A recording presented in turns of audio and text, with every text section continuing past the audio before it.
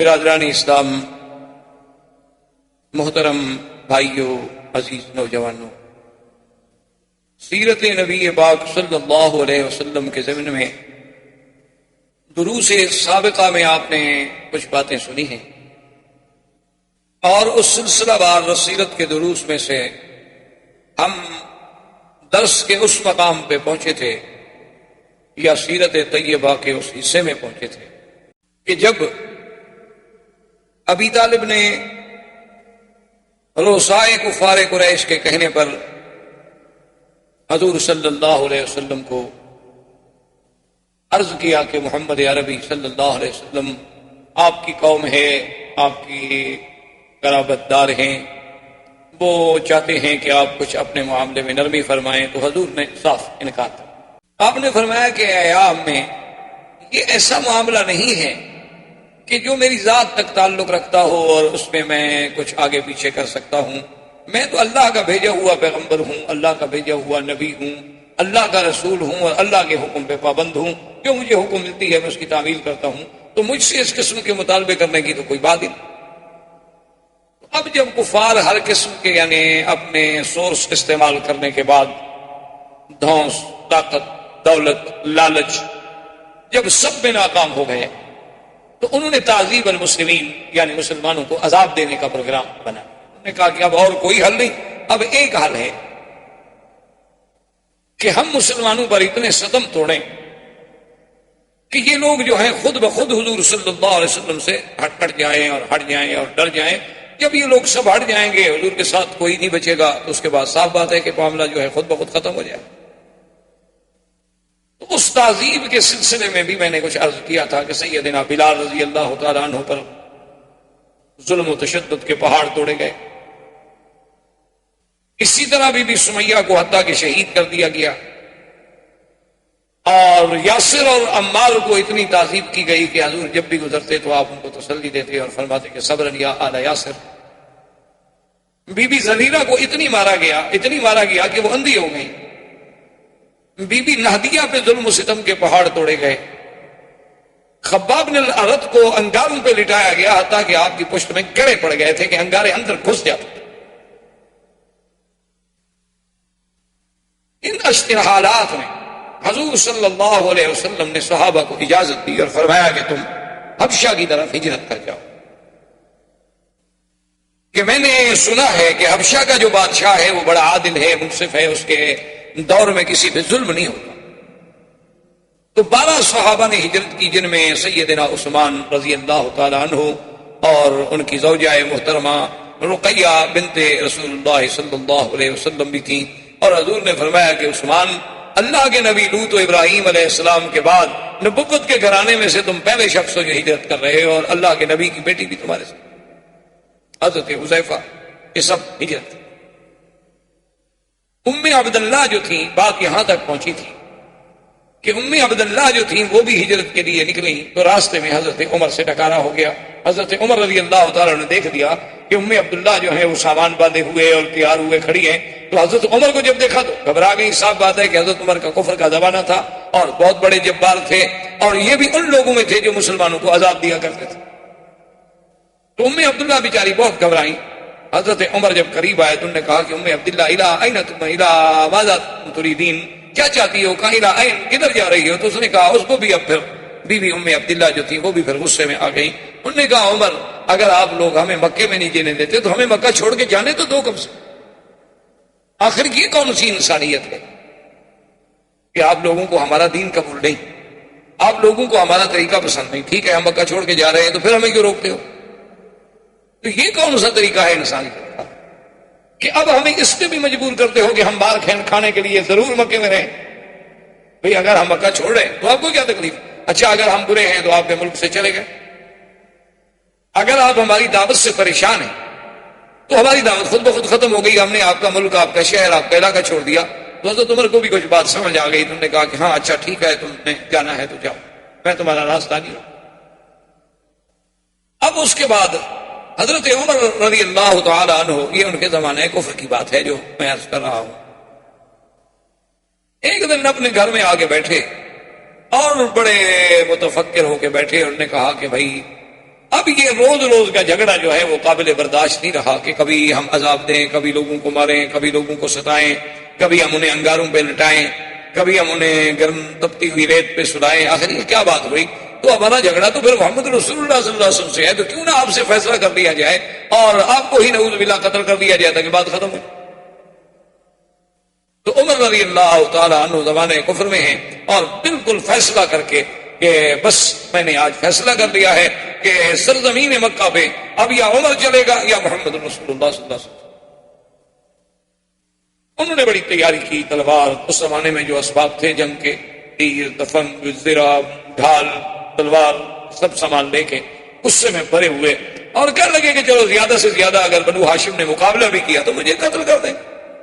بس زیادہ سے زیادہ یہی ہوگا نا کہ اگر انہوں نے حضور صلی اللہ علیہ وسلم کا اور محمد الرسول اللہ صلی اللہ علیہ وسلم کا بدلہ بھی دیا تو کیا ہو، زیادہ سے زیادہ مجھے قتل کر دیں گے. چلو میں ایک بندہ مر جاؤں گا لیکن یہ روز کا جو مسئلہ ہے یہ تو ختم ہو جائے.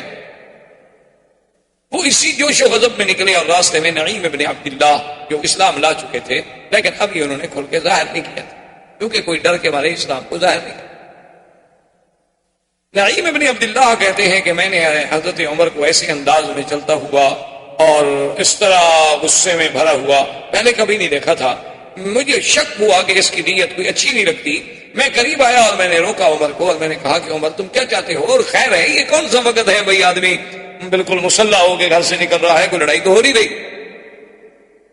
تو عمر ٹھہر کے انہوں نے کہا دیکھو نعیم ابن عبداللہ، جب سے اللہ کے نبی نے اعلان نبوت کیا ہے اس دن سے پورے مکے میں جھگڑے ہو گئے. باپ بیٹے سے الگ ہو رہا ہے، بیوی خاوند سے الگ ہو رہی ہے، بیٹی ماں سے الگ ہو رہی ہے، لڑائی ہے، تفرقہ ہے، اور یہ مجھ سے برداشت نہیں ہوتا. آج میں نے فیصلہ کیا ہے کہ انی اقتل محمدن صلی اللہ علیہ وسلم کہ میں محمد مصطفیٰ کو قتل. نعیم ابن عبداللہ کہتے ہیں کہ میں نے سمجھ لیا تھا کہ میرے روکنے سے عمر تو کوئی نہیں روک سکتا ہے، تو میں نے اس کو ایک طریقے سے روکنا چاہا. میں نے کہا یا عمر تم کیا سوچتے کہ بنو ہاشم تمہیں چھوڑ دیں گے؟ تم اگر محمد رسول اللہ صلی اللہ علیہ وسلم قتل کر دو گے تو تمہارا کیا خیال ہے کہ بنی عبد المطلب ہیں، بنو ہاشم ہیں، بنو ابی طالب ہیں، یہ سب تمہیں چھوڑ دیں گے؟ آخر وہ بھی تو قبیلہ ہے، چاہے حضور کے دین پہ نہ بھی، لیکن ان کو برادری کا، رشتہ داری کا، قومیت کی اور یہ عصبیت جو ہے وہ تو ان میں بھی موجود ہے. تو کیا تمہیں وہ چھوڑ دیں گے اور تم پردے سے رہو گے مکے میں؟ عمر نے کہا کہ نہیں ابن عبداللہ، میں نے یہ سب سوچا، میں یہ تمام چیزوں پہ غور کر کے نکلا ہوں کہ میں نے کام کرنا ہے، اللہ کے نبی کو قتل کرنا ہے، اور اس کے بعد جو ہے زیادہ سے زیادہ اگر بنو ہاشم نے مقابلہ کیا تو میں قتل ہو جاؤں گا. ایک آدمی بہرحال 3-4 خاندانوں سے تو نہیں لڑ سکتا، تو میں قتل ہو جاؤں گا. چلو ایک آدمی قتل ہو جائے گا، بات تو ختم ہو جائے گی. یعنی آپ دیکھیں کہ باطل اپنے باطل پہ کتنی جمع ہوتا ہے کہ وہ اللہ کے انبیاء کے مقابلے پر بھی آ جائے، اللہ کے نبیوں کے مقابلے. کیونکہ خدا کی قدرت ہے کہ جو آدمی بھی جس غلط راستے میں بھی ہے وَلِلنَّاسِ فِي مَا يَشْكُونَ مَذَاهِبُ، ہر آدمی اپنے طریقے کو سچا سمجھتا ہے اور دوسرے کو نعوذ باللہ کو راست.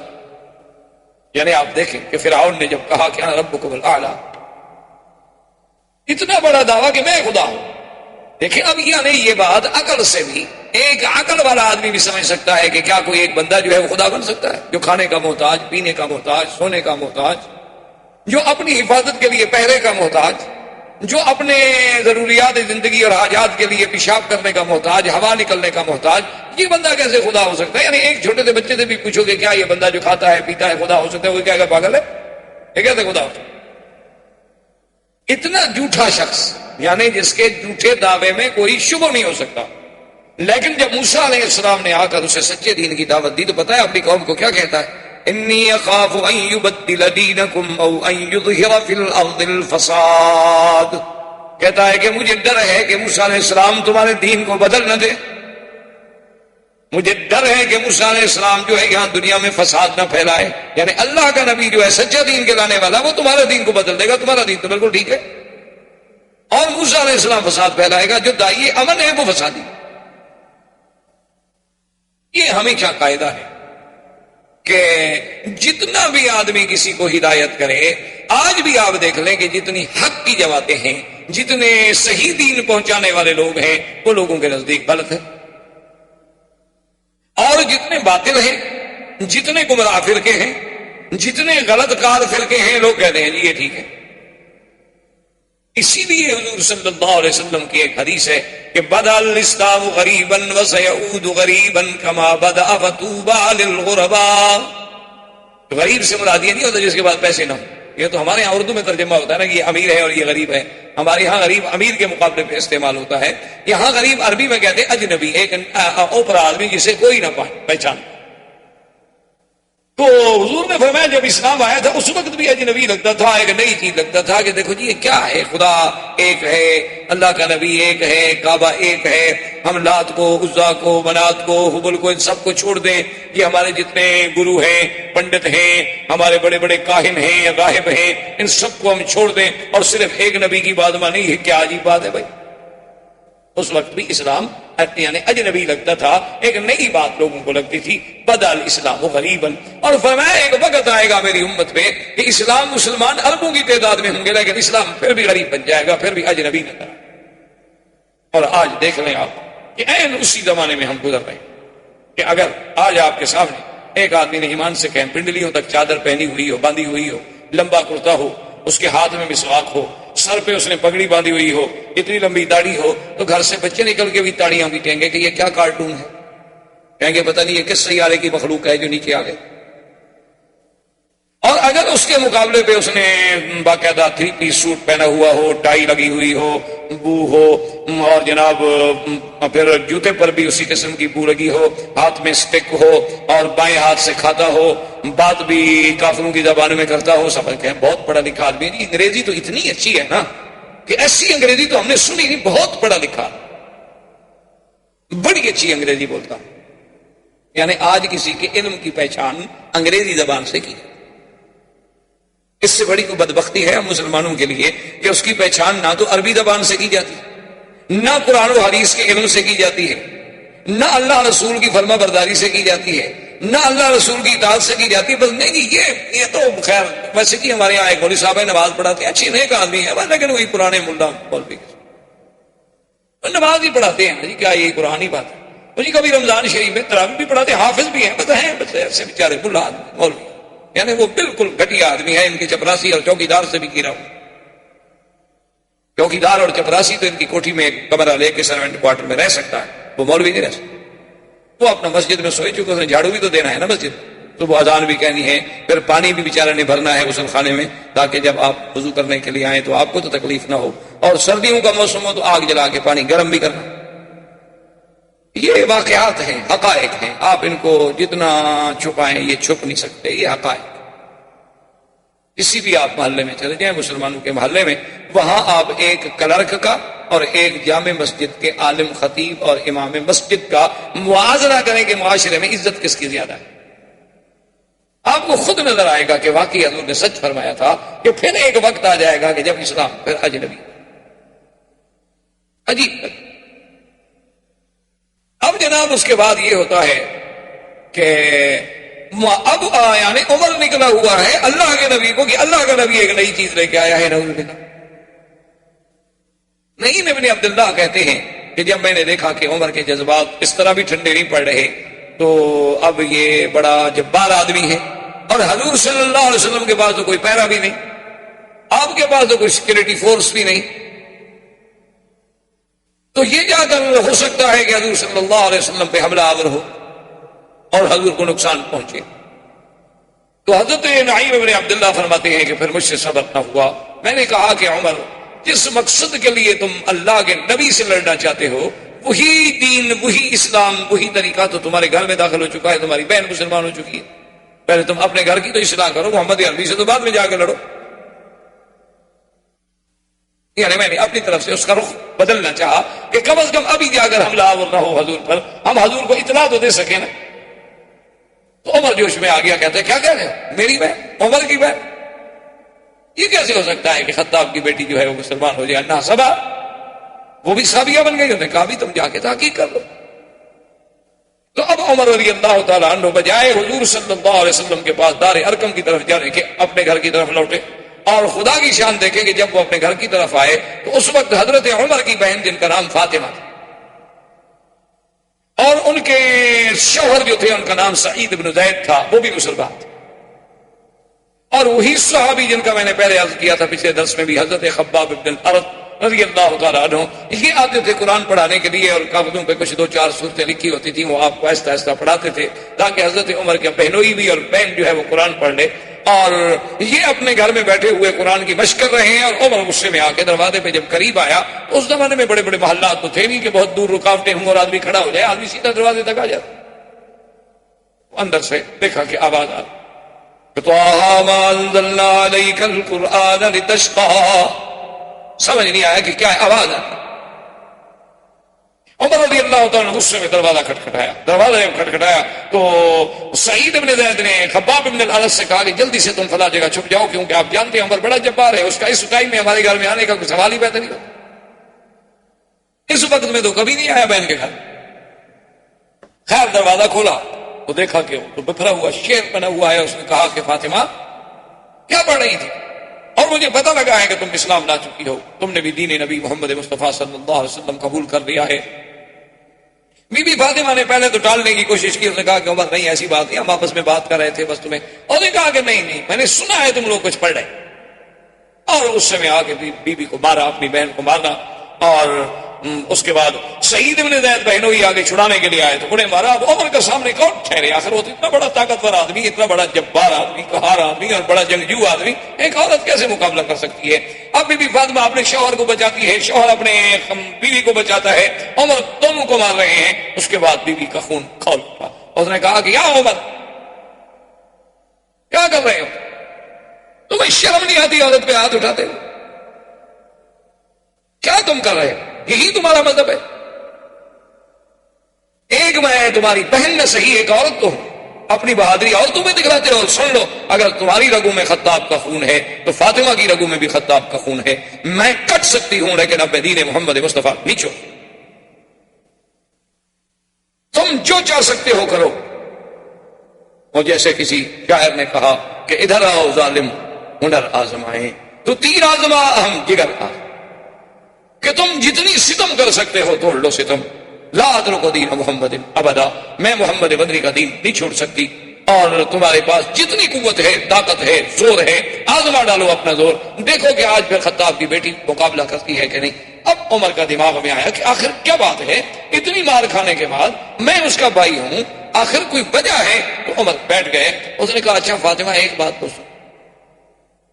تو فاطمہ نے پوچھا کیا بات ہے؟ اس نے کہا اچھا تم جو کچھ پڑھی تھی مجھے بھی سنا، میں بھی سننا چاہتا ہوں، اور مجھے بھی دکھاؤ لکھا ہوا وہ کیا ہے، میں بھی تو پڑھوں نا. آخر میں پڑھا ہوا آدمی. حضرت عمر بھی ان لوگوں میں تھے جو پڑھے ہوئے تھے، یعنی مکے کے وہ چند لوگ جو لکھنا پڑھنا جانتے تھے. حضرت عمر ان لوگ.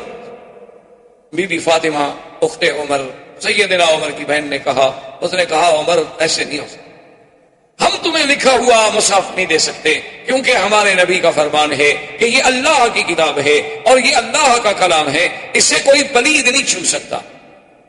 اور ہمیں کیا پتا ہے، تم تو کافر آدمی ہو، تمہیں تو پتہ ہی نہیں کہ وضو کیا ہوتا، تمہیں تو پتہ ہی نہیں کہ طہارت کیا ہوتی ہے، تمہیں تو پتہ ہی نہیں کہ حدث اصغر حدث اکبر کیا چیز ہوتی ہے.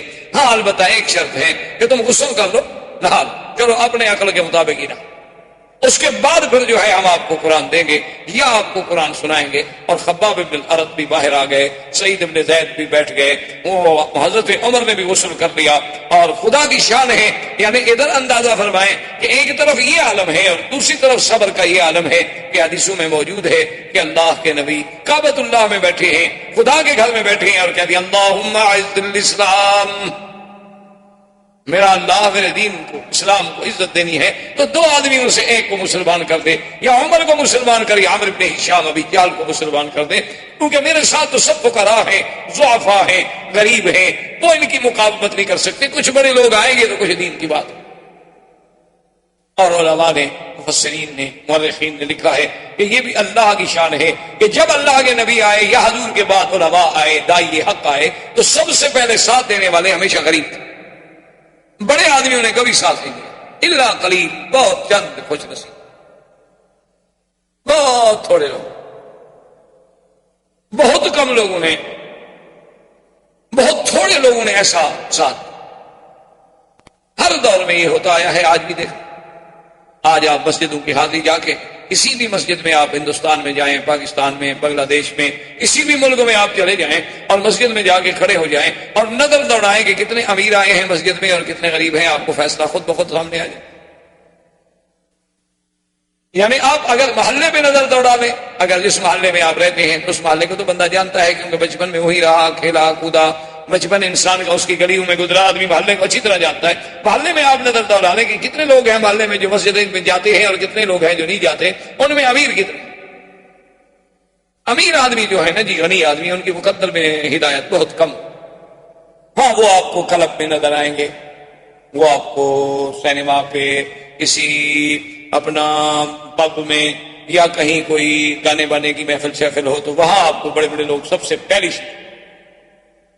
اور گناہ کی محفل میں پیسے سب سے زیادہ دے کے مہنگا ٹکٹ خریدیں گے تاکہ لوگوں پہ روک پڑے گی یہ سب سے آگے والی سیٹ پہ بیٹھے۔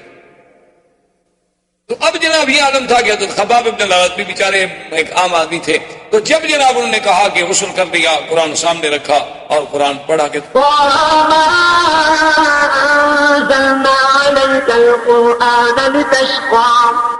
إلا تذكرة لمن يخشى تنزيلا ممن خلق الأرض والسماوات العلى الرحمن على العرش استوى له ما في السماوات وما في الأرض وما بينهما وما تحت الثرى وإن تجهر بالقول فإنه يعلم السر وأخفى اللہ لا الہ الا هو له الاسماء الحسنى۔ یہاں تک پہنچے حضرت عمر، فبکا عمر، آنسو بہنے شروع ہو گئے۔ اللہ کا قرآن یہ کیسے ہو سکتا ہے کہ آدمی دل اخلاص سے قلب کے ساتھ اللہ کے قرآن کو سنے اور پڑھے اور قرآن اثر نہ کرے؟ یہ تو ہو ہی نہیں سکتا، ناممکن۔ پرانے دور کی بات ہے، ایک دیہات میں ایک غریب آدمی نے جلسہ رکھا، اور اس زمانے میں دیہات میں کوئی بجلی تو ہوتی نہیں تھی، لوگ زیادہ تر جلسے 14ویں رات میں رکھ لیتے تھے کہ چلو روشنی ہوگی، کوئی تھوڑا بہت ڈم شپ جلا لیں گے تو جلسے ہو جاتے تھے۔ تو اسی رات اتفاق یہ ہے کہ ایک اس علاقے کا بہت بڑا زمیندار تھا، اس کے بیٹے کی شادی تھی، تو اس نے وہ گانے والیوں کا، مغنیات کا انتظام کیا ہوا تھا۔ اب جب وہاں پہنچے تو غریب آدمی تھا، جس نے والد صاحب رحمۃ اللہ علیہ کو دعوت دی تھی، تو اس نے کہا کہ حضرت آئی نے آپ کو بلا لیا، لیکن مجھے پتا نہیں تھا کہ آج کی رات جو ہے ہمارے زمیندار کے بیٹے کی شادی ہے، اور بڑی مصیبت ہے کہ اس نے تو یہاں بڑے بڑے گانے والیاں ہندوستان سے اور ادھر سے اور ادھر سے منگائی ہوئی ہے، وہ بڑے لوگ ہیں، اور ساری دنیا سیدھی بات ہے کہ وہ برائی کی طرف جائے گی، تقریر سننے کے لیے کون آئے؟ احباب کرام، اس کے بعد اب آپ اس مبارک سلسلے کی سی ڈی نمبر 8 سماعت فرمائیں۔ 8واں حلقہ سماعت فرمائیں۔ اور ساری دنیا سیدھی بات ہے کہ وہ برائی کی طرف جائے گی، تقریر سننے کے لیے کون آئے؟ تو مجھے بڑی شرمندگی ہے کہ میں نے آپ کو تکلیف بھی دی اور کچھ لوگ بھی نہیں آئے گے۔ بس یہی ہے کہ آپ عشاء کی نماز وہاں مسجد میں پڑھا دیں اور اس کے بعد دعا فرما دیں، بس آپ تو تشریف لے آئے، آپ کی بڑی مہربانی۔ لیکن جب آدمی ہی کوئی نہ ہو تو بندہ آخر تقریر کس کو کرے؟ اور مسجد میں وہ 2-4 آدمی جو ہوں گے وہ تو پہلے سے آپ کے متقرین میں ہیں، ہمیشہ درس سنتے ہیں، تقریریں سنتے ہیں۔ بس ہم کہا ٹھیک، مسجد میں تشریف لے گئے، عشاء کی نماز پڑھی، تو باقی ٹھیک سی بات تھی کہ وہاں یعنی زیادہ سے زیادہ 10 آدمیوں کے بجائے 20 آدمی ہو گئے۔ جب سلام پھیر کے سنتیں وغیرہ پڑھنی اور دعا کا وقت آیا تو والد صاحب کھڑے ہو گئے، انہوں نے کہا کہ دیکھو بھائی 10 ہوں یا 20 ہوں، آپ آئے تو ہیں، اللہ کے نبی تو ایک آدمی کو جا کے قرآن سناتے تھے، میرے سامنے تو کم از کم 20 آدمی بیٹھے ہیں۔ تو اللہ نے والد صاحب کو بڑی آواز دی تھی ماشاءاللہ، تو انہوں نے جب قرآن شریف پڑھنا شروع کیا تو ایک گانے والی جو تھی وہ گا رہی تھی، تو اس کے کان میں آواز پڑی، تو اس نے لوگوں سے پوچھا کہ یہ کیا آواز ہے؟ انہوں نے کہا ایک عالم ہے اور وہاں بھی تقریر ہے، مولوی شولی ملا شلہ قسم کا آدمی ہو، قرآن پڑھا ہے۔ اس نے کہا کہ میں تو قرآن کا مقابلہ نہیں کر سکتی، آپ لوگ جہنم جا سکتے ہیں، تو کیا میں تو اللہ کے قرآن کا مقابلہ نہیں۔ اور اس نے کہا کہ دیکھیں نہیں، مجھے پیسے دیں یا نہ، گانا بند، جب تک اللہ کا قرآن پڑھا جائے گا اور تقریر ہوگی میں نہیں گاؤں کسی بھی شکل۔ اللہ کے قرآن کے مقابلے پہ شیطان کا کام۔ اور اس کے بعد پھر وہ باقاعدہ وہاں سے مجلس چھوڑ کے چادر ایک ڈال کے جہاں والے صاحب تقریر فرما رہے تھے وہاں آئی، اور سارا مجمع لوٹ آیا کیونکہ وہ گانا وانا تو بند ہو گیا۔ تو وہاں آگے اس نے ریکویسٹ کی کہ جی میں پیچھے بیٹھ کے قرآن سن سکتی ہوں؟ کہا کہ ہاں سنیں، کوئی ایسی بات نہیں ہے۔ تو اللہ کا قرآن جب پڑھا جائے، آدمی کتنا خراب کیوں نہ ہو، آخر انسان ہے. یہ اللہ کے قرآن کی تاثیر ہے کہ مقناطیس للقلوب، اللہ نے جیسے کعبے کو بنایا ہے نا دلوں کا مقناطیس، اسی طرح قرآن دلوں کو بدلنے والا. شرط یہ ہے کہ ذرا آپ قرآن کو محبت سے اور اخلاص سے پڑھیں، ایک رسم سمجھ کے نہ پڑھیں. جیسے بہت سارے ملک ہیں ان میں قرآن موجود، اور اتنی میں پڑھ رہا ایک عذاب میں پڑھ رہا تھا کہ ہالینڈ کے ایک علاقے میں جب رابطہ عالم اسلامی کا ایک وفد پہنچا تو وہاں پر جب گئے تو انہوں نے کہا کہ جی یہاں ایک مسجد ہے، اور مسجد میں گئے اور پھر انہوں نے اپنے امام مسجد سے تعارف کرایا کہ جناب یہ ہمارا امام. ٹھیک بات چیت ہوتی رہی. اب اس اسنا میں ظہر کی نماز کا وقت آ گیا تو رابطہ کے وفد والوں نے کہا کہ بھی چونکہ یہاں کا امام مسجد موجود ہے تو آپ صرف یہ نہ سمجھیں کہ چلو بھی ہم مکہ شریف سے آئے ہیں لہٰذا ہم نماز پڑھائیں، نہیں، امام مسجد جو ہے وہ حق ہے لہٰذا وہ نماز پڑھائیں. اور دوسری بات انہوں نے کہا کہ ہم تو ویسے بھی 2 رکعت پڑھیں تو اس لیے بہتر ہے کہ مقامی امام نماز پڑھائے. تو انہوں نے فرمایا کہ جب اس امام صاحب نے نماز پڑھنی شروع کی تو اب جناب اللہ اکبر کر کے وہ سبحانک اللہم بھی زور سے پڑھ رہا ہے، اور اس کے بعد سورۃ فاتحہ بھی ظہر کی نماز میں، اور اس کے بعد قل اللہ احد بھی زور سے، پھر رکوع میں سبحان رب العظیم بھی زور زور سے، سمع اللہ اور زور سے، اسی طرح اور 2 رکعتیں پڑھا کے سلام پھیر دی. ہم نے کہا خدا کے بندے تم نے 2 رکعتیں کیسے پڑھائی؟ اس نے کہا ہم تو بات یہ ہے کہ ایک دفعہ میں گیا تھا فلاں جگہ تو وہاں عربوں کا ایک بہت بڑا اجتماع تھا تو انہوں نے ظہر میں 2 رکعتیں پڑھی تھی، حالانکہ وہ جمعہ کا دن تھا، شریف آدمی جمعہ پڑھا تھا نا، جمعہ اور ظہر میں فرق نہیں کر سکا. اور آپ بھی تو کہہ رہے تھے کہ ہم نے 2 پڑھنی ہے، تو میں نے کہا پھر آپ نے جب 2 پڑھی میں بھی آپ کو 2 پڑھا. تو جب ہم نے قرآن کو یوں سمجھا ہوا، اچھا انہوں نے کہا کہ جناب اس کے بعد پھر ہم بلقیق کے شہر میں گئے تو ان سے جب ہم نے پوچھا کہ بھی آپ کا جمعہ کیسے پڑھاتے ہیں، کون پڑھاتے ہیں، انہوں نے کہا جی ہم زیادہ جھگڑے میں نہیں پڑھتے، ہم تو مہینے کا فرسٹ سنڈے جو آتا ہے اسی دن جمعہ پڑھ لیتے، ہر مہینے میں ایک جمعہ پڑھتے، اور وہ بھی کب پڑھتے ہیں جب پہلا سنڈے ہوتا ہے، تاکہ نہ ڈیٹ تبدیل ہوتی ہے نہ لوگوں کو آنے میں تکلیف ہوتی ہے، نہ وقت تبدیل ہوتا ہے، اس میں ایک مہینے میں ہم ایک دفعہ جمعہ پڑھ لیتے ہیں. اور کیوں بھائی؟ انہوں نے کہا بس ہم نے یہی سنا ہے کہ اسلام میں جمعہ ہے، بس تم نے کہا مہینے میں تو ہم بھی پڑھ لیتے ہیں ایک دفعہ. جب یہ عالم ہو دین کا کہ لم یبق من الاسلام الا اسمہ ولا من القرآن الا رسمہ، کہ اسلام کا صرف نام باقی رہ جائے گا اور قرآن بھی صرف کتابوں میں اور صفوں میں لکھا ہوا رہ جائے گا، بڑے بڑے قیمتی کاغذوں میں ہوگا، سونے کے پانی سے لکھائی ہوگی، لیکن عمل کرنے والا کوئی نہیں. لیکن قرآن اگر صحیح معنی میں سنا جائے، صحیح معنی میں پڑھا جائے تو یہ کیسے ہو سکتا ہے کہ پھر انقلاب نہ آئے؟ یہاں تک پہنچے بکا عمر رضی اللہ تعالیٰ عنہ، حضرت عمر رو، اور اس کے فوراً بعد پوچھا کہ یا فاطمہ ایک کام کرو، خباب سے کہو یا سعید سے کہو کہ دلونی الی رسول اللہ، مجھے محمد عربی صلی اللہ علیہ وسلم کے ٹھکانے پہ لے جائیں اور مجھے بتائیں کہ اس وقت حضور کہاں ہوں گے. تو خباب کہتے ہیں کہ میں نے کہا کہ حضور اس وقت دار ارقم میں ہوں گے. تو اس نے کہا کہ اس وقت گرمی کا ٹائم ہے، کیا مجھے حضور مل لیں گے؟ انہوں نے کہا کہ ایسی بات نہیں ہے، وہ کوئی دنیا کا بادشاہ نہیں، وہ قبیلے کا سردار نہیں، وہ تو رحمت دو جہاں ہے، وہ تو اللہ کا بھیجا ہوا نبی ہے، اللہ کا بھیجا ہوا بشیر و نذیر ہے، وہ تو انتظار میں ہے کہ آنے والا میرے پاس کب آ. فجاء عمر، حضرت عمر آئے، دروازے کو ناک کیا، اب اندر سے جھریوں سے دیکھا، صحابہ نے جو اندر موجود تھے ان میں سیدنا حمزہ رضی اللہ تعالیٰ عنہ بھی موجود. انہوں نے جب دیکھا تو اب حضرت عمر اتنی دیر میں لباس تو بدل نہیں سکتے تھے، لباس تو وہی تھا، وہی آپ نے جو جنگ کے لیے تیاری کی ہوئی تھی، باقاعدہ ہتھیار سجائے ہوئے ہیں، اور جناب کمان پیچھے لٹک رہی ہے اور تیروں کی تھیلیاں لٹک رہی ہے اور تلوار ایک لٹک رہی ہے اور ایک ہاتھ میں ہے اور جناب اسی عالم میں ہے. تو انہوں نے کہا کہ یا رسول اللہ، عمر دروازے پہ آیا ہے لیکن اس کی نیت اچھی نہیں معلوم ہوتی، کیوں اگر وہ ملنے کے لیے آتا یا اچھی نیت کے ساتھ آتا تو کبھی پھر تلواریں اٹھا کے تو نہ آتا. جو آدمی ملنے کے لیے آتا ہے وہ تلواریں لے کے تو نہیں.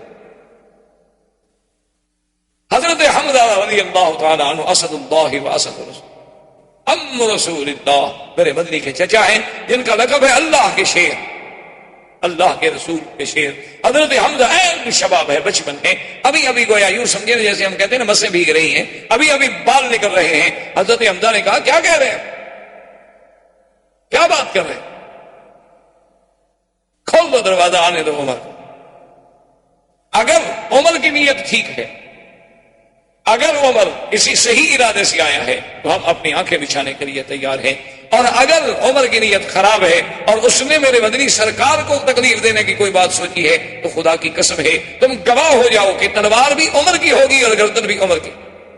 کوئی اکیلا مکے میں عمر بہادر پیدا ہوا؟ کھول دو دروازہ, آنے دو عمر کو, دیکھتے ہیں کیا کر.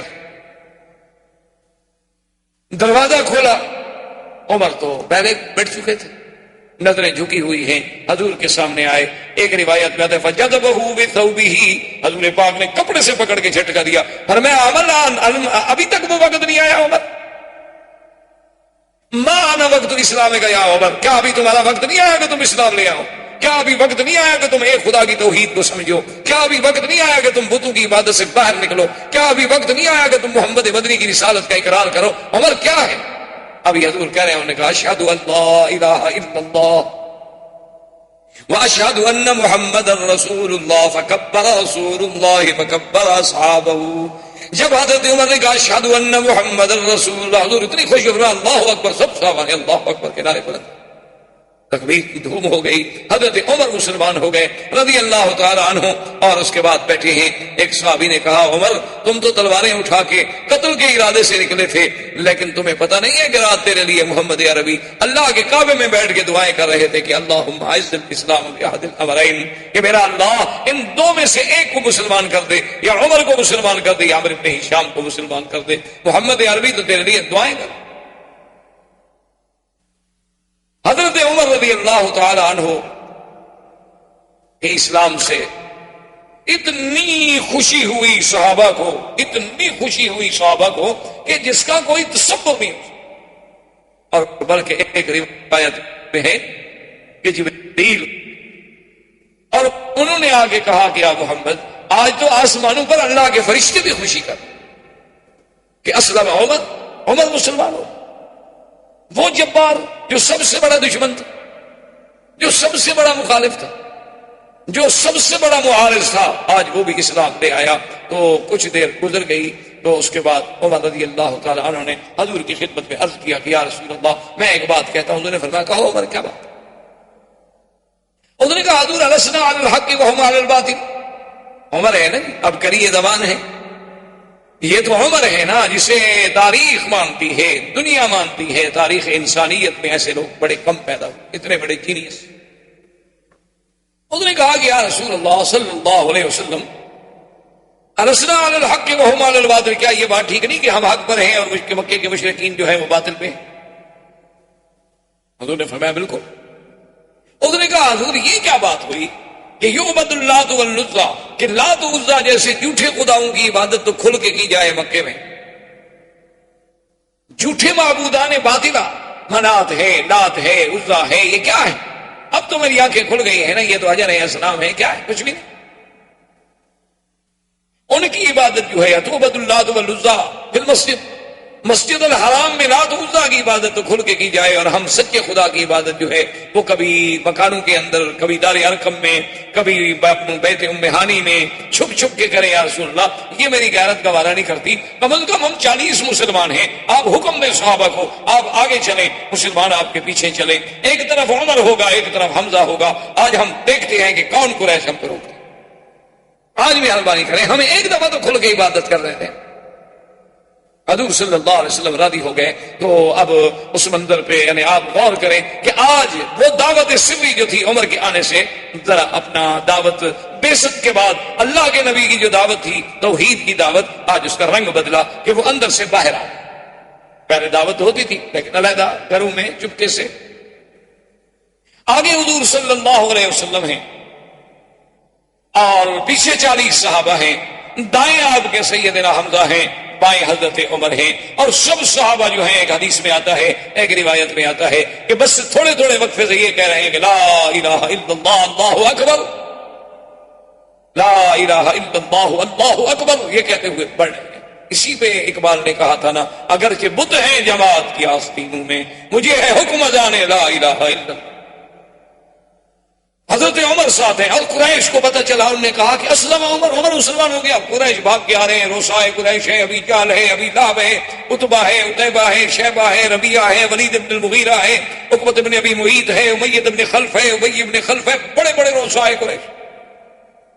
بڑے بڑے سادات قریش ہیں، ان کو جب پتہ لگا تو گھروں سے نکل آئے، آگے دیکھا، اور پھر جناب اس زمانے میں جب 40 آدمی اللہ کا نام لینے والے ہوں، ہماری طرح تو نہیں نام لیتے تھے،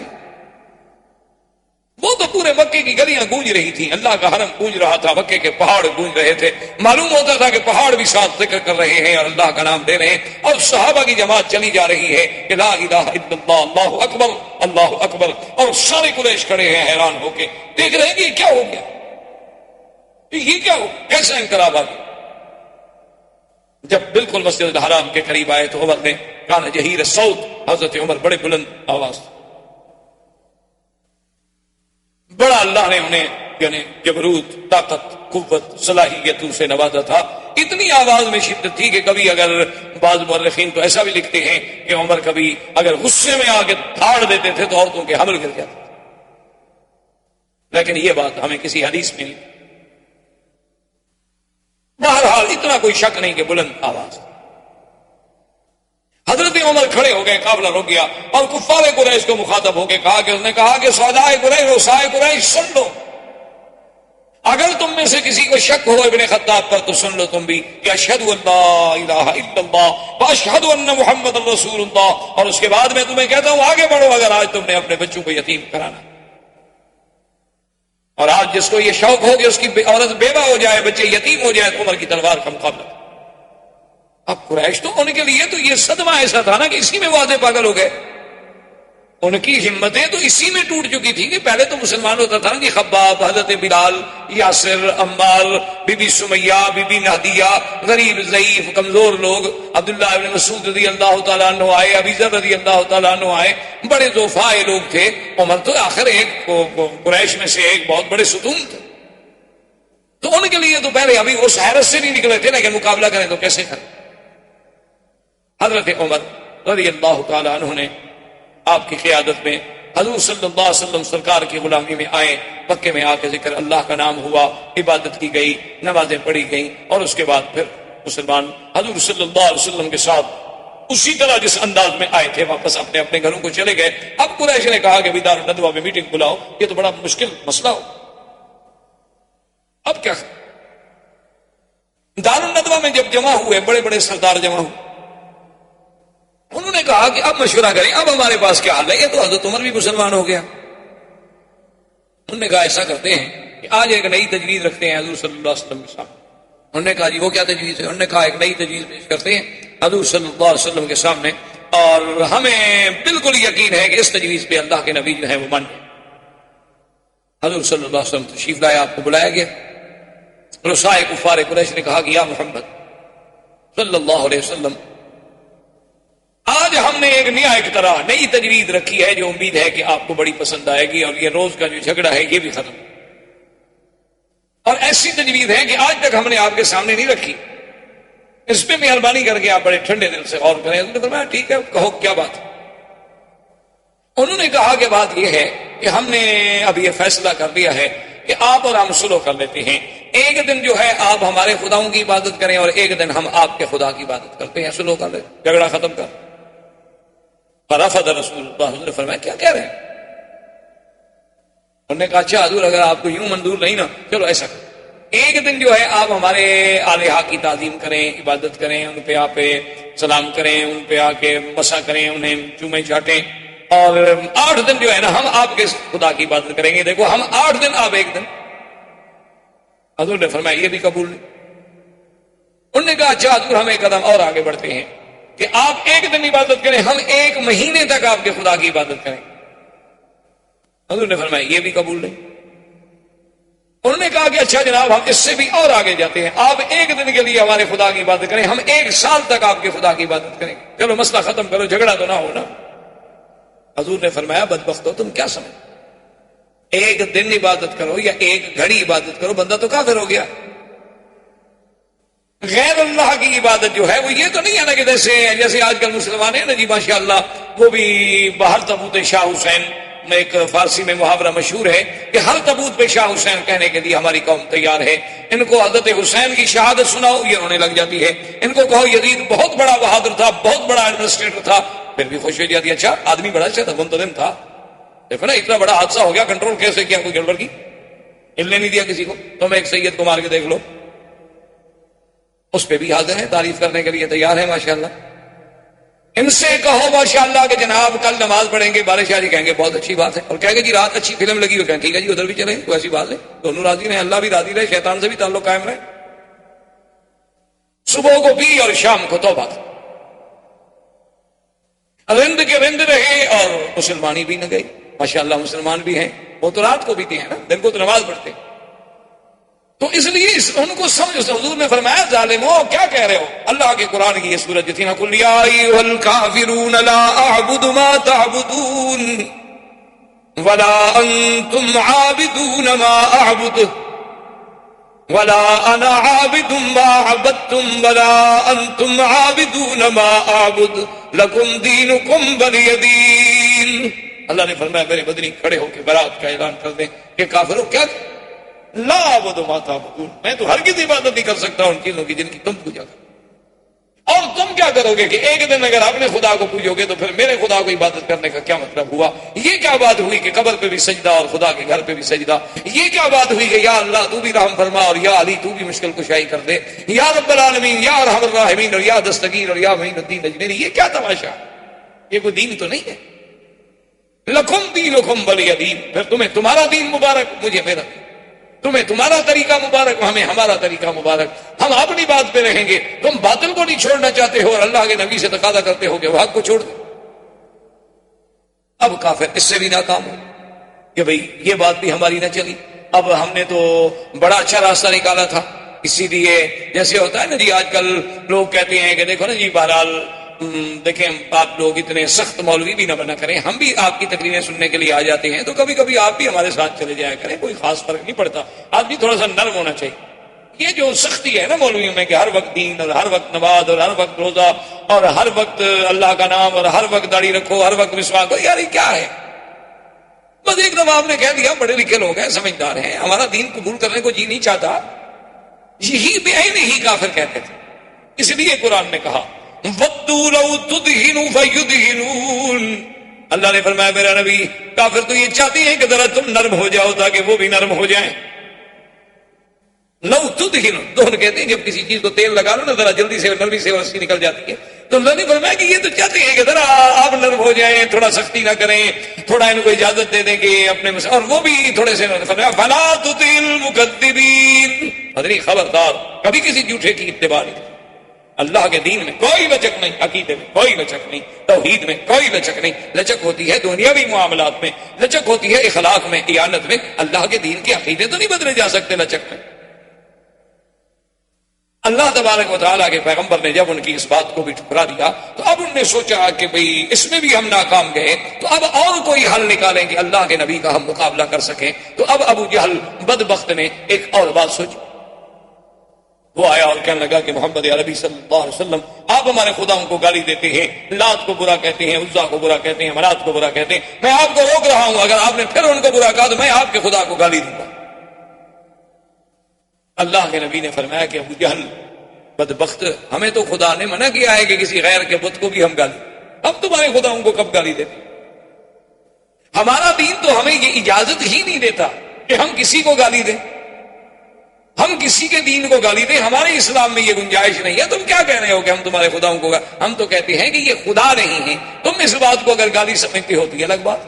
ہم تو یہ کہتے ہیں کہ یہ تمہارے ہاتھوں کے بنائے ہوئے بت ہیں، یہ تمثیلات ہیں، یہ شکلیں ہیں، یہ صورتیں ہیں، تم نے خود گھڑی ہوئی ہیں. اللہ نے کوئی ان کا حکم نہیں دیا، کوئی تمہارے پاس اس پہ دلیل کوئی نہیں، اور نہ ہی یہ آلیہ ہے، بلکہ یہ ایک جھوٹی تصور و تخیل کی ایک اپنی بنائی ہوئی دنیا ہے جس کا حقیقت سے کوئی تعلق نہیں. ہم تو تمہیں یہ بات کہتے ہیں اسی کو تم گالی سو. انہوں نے کہا بہرحال کچھ ہو، میں یہ اب برداشت نہیں کروں گا کہ کوئی ہمارے خداؤں کی بےعزتی.